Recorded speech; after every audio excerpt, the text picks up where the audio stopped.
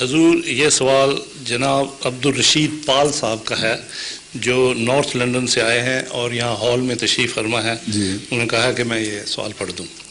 قربانی کے بارے میں اسلامی فلسفے کی روشنی میں کیا یہ ضروری نہیں ہے کہ صاحب استطاعت آدمی از خود قربانی کرے، نہ کہ کسی کو کہہ دینا کہ میں پیسے بھیج دوں گا یا بھیجتا ہوں تم قربانی کر دینا؟ کہاں تک درست ہے؟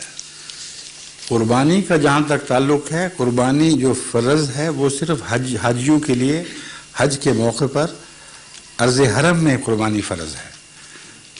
باقیوں کے لیے قرآن کریم میں کہیں قربانی کی فرضیت کا کوئی ذکر نہیں کیا.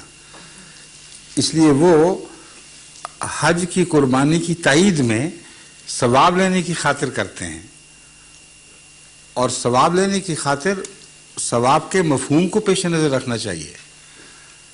اپنے ہاتھ سے چھری چلا دیں ایک ایسے معاشرے میں جہاں لوگ پہلے ہی گوشت کھا کھا کر پاگل ہوئے جا رہے ہیں، میڈ کاؤ ڈیزیز عام ہو گئی ہے، اور جہاں غریب مسلمان بھوکا مر رہا ہے یا افریقن بھوکا مر رہا ہے، وہاں قربانی نہ کروائیں کہ مجھے ثواب مل جائے.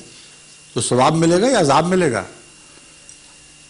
تبرکاً کچھ قربانی اگر انسان جذبہ شوق کے جذبے سے یہاں بھی کر دے، میں اس کے خلاف نہیں کہتا، مگر ایسے ملکوں میں بہتر ہے مسلمان کے لیے کہ اپنے غریب ملکوں میں اپنے بھائیوں کی خاطر جن کو سال میں ایک دفعہ بھی گوشت نصیب نہیں ہوتا، سوائے اس کے کہ قربانی کے دن کچھ مل جائے، وہاں قربانیاں کروائیں.